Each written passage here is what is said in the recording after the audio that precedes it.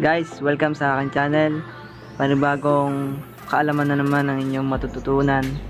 So ngayon, magiging topic natin yan is kung paano natin malalaman kung sino ang nag-i-stalk sa FB profile natin o FB timeline natin. So kung gusto nyo mapanood ang tutorial na to, at kung bago pa lang kayo sa channel ko, mag-subscribe na kayo at pahit na rin ng notification bell para na-notify kayo once na nag-upload ako ng bagong video. So guys, proceed na tayo.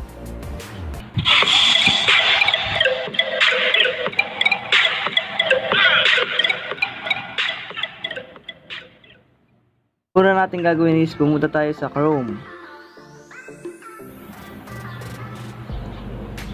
Then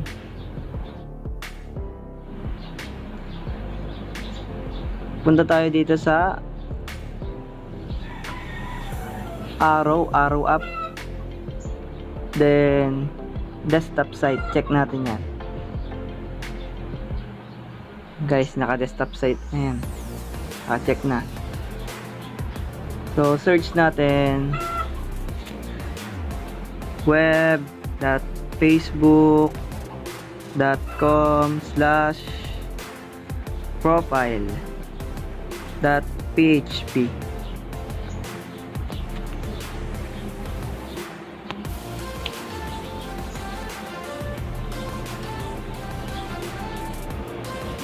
Medyo mahina ang aking signal, wait nyo lang.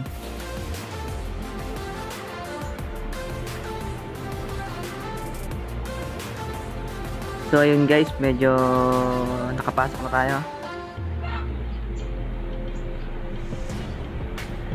Wait lang natin siyang matapos para walang maging problema. So ayun guys, nandiyan na tayo sa profile, sa timeline ng aking Facebook account. After nyan, click nyo yung search bar dito sa itaas, then click nyo tong lapis, edit natin yung link sa taas. So ayan na guys, punta tayo sa unahan ng HTTPS. Type natin view dash source colon, then go na natin.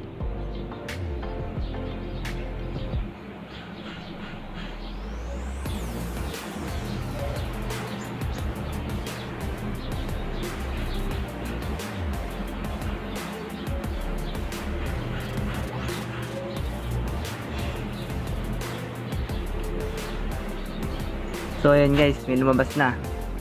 Scroll down lang natin hanggang sa pinakababa. Okay, huwag kayo mapagod.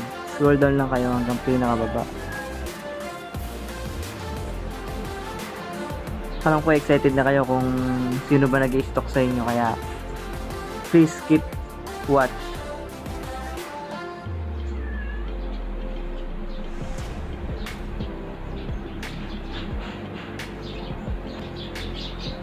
Scroll down lang. So guys, nandito tayo sa pinakababa ng nitong site na to. Then taas lang kayo ng konti. Scroll up lang ng konti. Konti lang.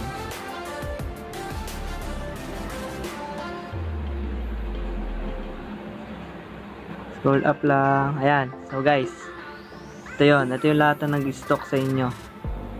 Ang dami niyan.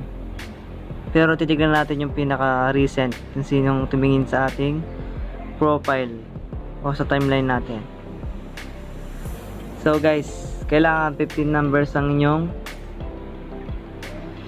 kakopy. Click nyo lang yung number sa gitna. Kahit yung 15 numbers na yan, nakikita nyo naman. Click nyo lang yan, diinan nyo lang, long press nyo lang, automatic 15 digits ng kanyang copy. Click nyo lang yung copy. After nyan guys, punta kayo dito sa box. Mag-open tayo ng bagong Mag-add tayo ng bagong tab. Search natin fb.com. fb.com. Go.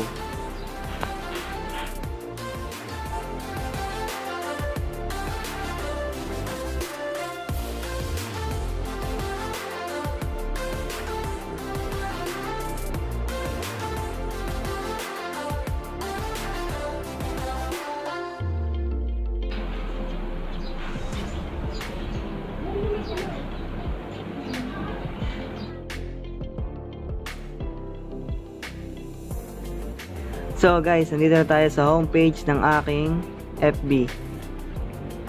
Punta lang kayo sa profile nyo, click nyo yung profile. Click nyo lang yung search bar. Then, edit nyo, click nyo yung lapis. Then, uray nyo yung name nyo. Ayan, hanggang dyan lang. Then, paste nyo na yun. Go. Oh, ito yung recent na nag-visit sa aking profile at timeline. Pinsan ko to. Friends ko din. Yan, kung gusto nyo pang tumingin kung sinong stalker nyo, punta kayo dun sa first tab. Copy lang ulit kayo dyan. Kahit ano dyan. Long press nyo lang. Then, copy. Click yung box. Then, proceed kayo sa second tab.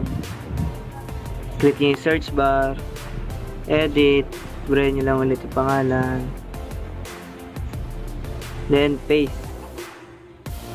Go. Okay, si Ronel Diaz.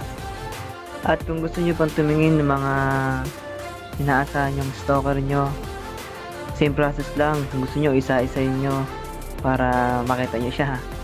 Guys, kung nakatulong sa inyo ang tutorial na to, please like, share, and subscribe to my channel.